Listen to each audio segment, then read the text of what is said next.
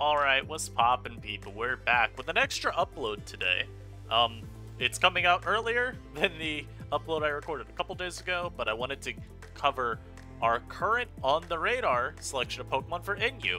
We just had our first slate of quick bans go through to give you a brief rundown of what got banned and why, because I've talked about them so many times in the past, I think we got the idea by now. Goodra got banned. There's not a check in the tier for choice specs. And then it has a lot of set versatility beyond that made prepping for it basically impossible. And while, like, you look at a set like Assault Vest as being perfectly balanced, there were sets like Substitute 3 Attacks that just got so many free turns against teams. Acid Armor plus Body Press was a low-key insane set, because, the only few checks to it really were, like, maybe Haze Muck, maybe, like, Taunt Quillfish to prevent it from spiraling out of control, and even then, it's like, it's always gonna get that first boost versus you, and then you still gotta figure out a way to contend with it from there. And even just sets with, like, heavy-duty boots and 4 attacks. Just a nice way to still capitalize on how strong Goodra is, but instead of maximizing the damage that it does, you decide, oh, I don't like hazards. So, Goodra, pretty easy reasons for a ban there.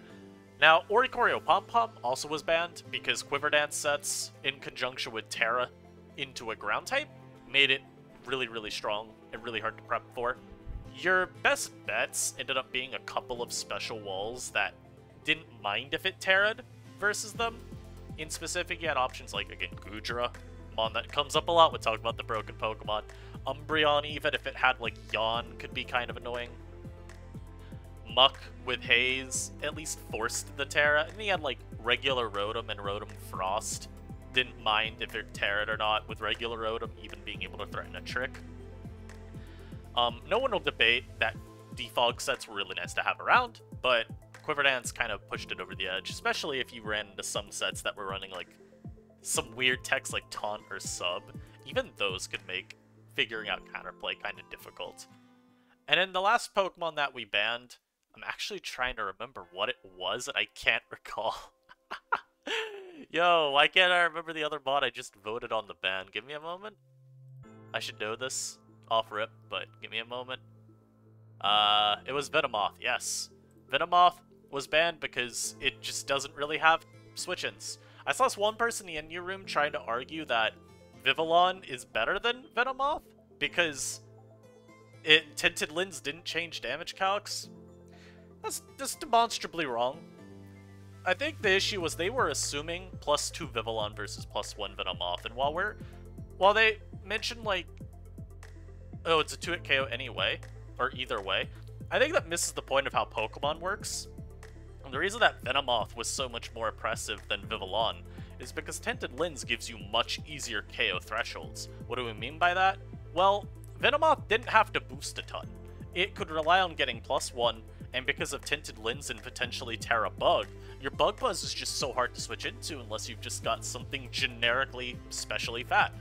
It's part of the reason we saw so much Assault Vest Goodra and Goodra in general, because you were immune to Sleep Powder, and you easily 1v1 to boosted Venomoth. It wasn't a question of whether or not you could. You just were gonna do it.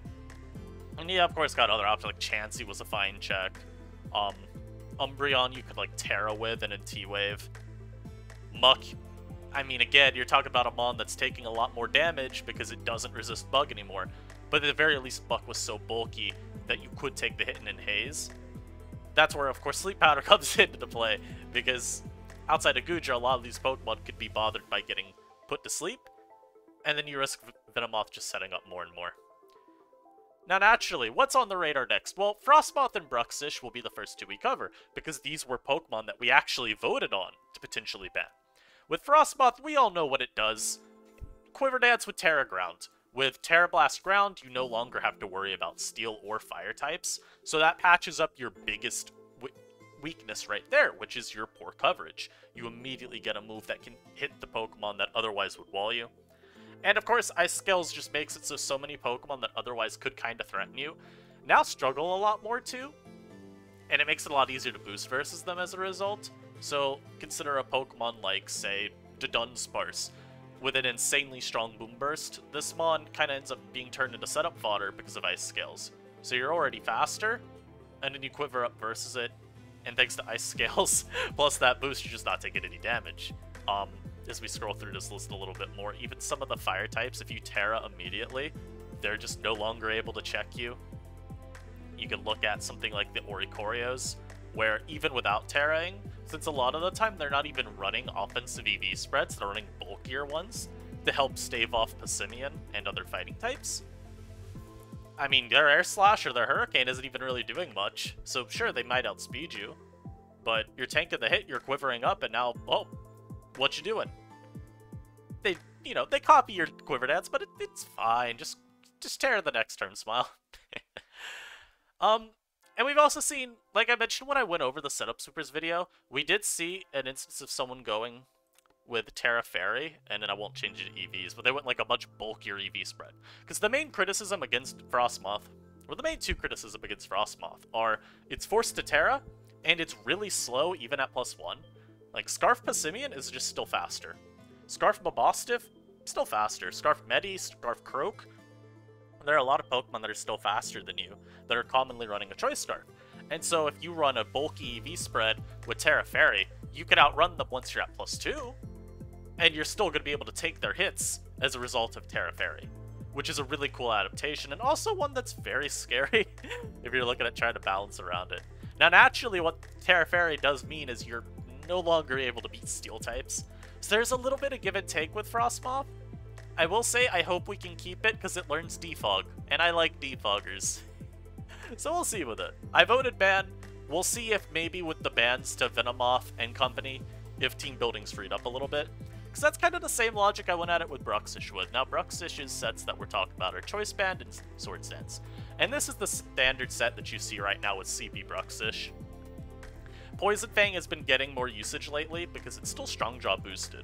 And if you think about the checks that are most common for Bruxish, it's going to be Cacturn, which is a really funny mon to mention alongside all of these, and then Terra Dark Vaporeon.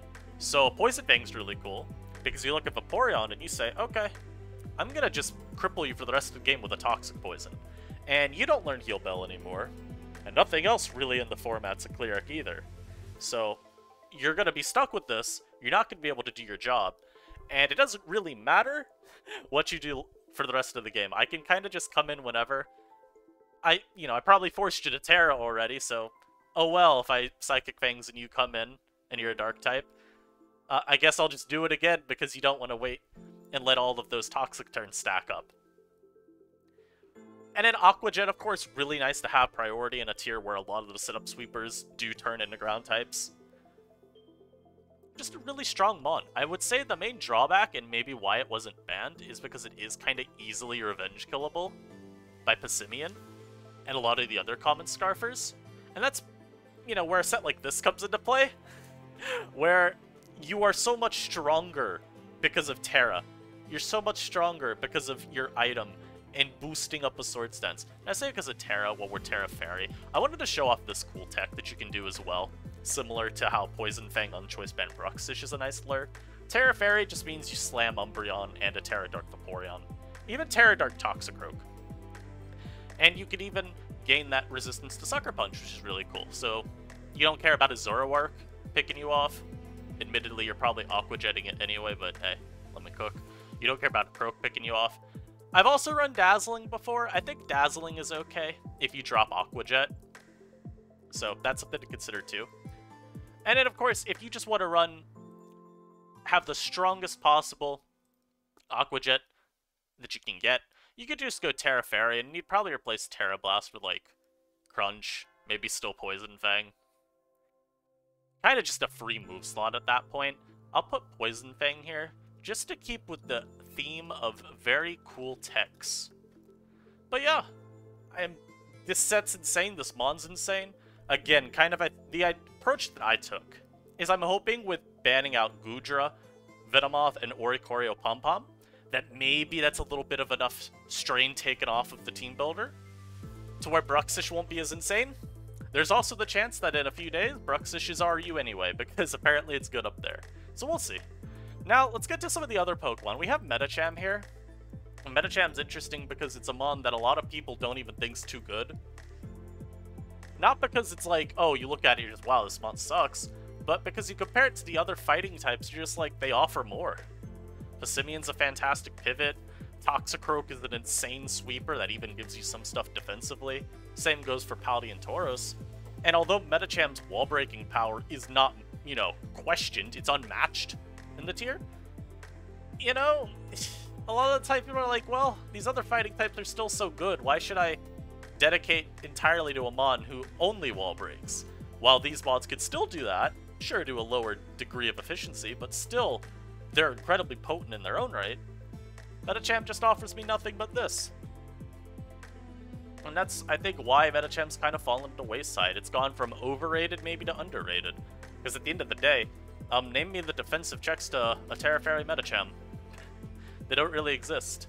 And then, of course, you could do, like, Trailblaze on the Life Orb set. This takes away some offensive counterplay, even. Tearing into a Fairy type, you know, similarly doing that. Helping out against maybe Babastiff if it tries to revenge kill you, which is pretty useful. And then, of course, Scarf Metacham, just kind of deciding, hey, I want to have some utility. And it potentially lets you surprise KO some Pokemon that otherwise would outrun you. Say, maybe like a Quiver Dance Frostmoth.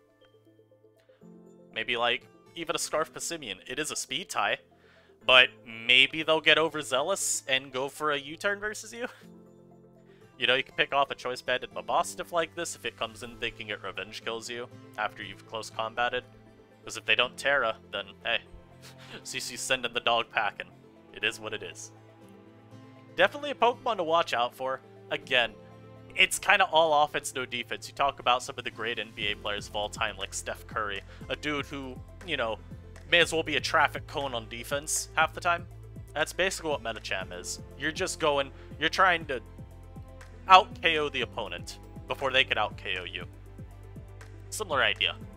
And then we get to Babastiff. This is a mod that's kind of like Metacham, except I think more recognized for being really good.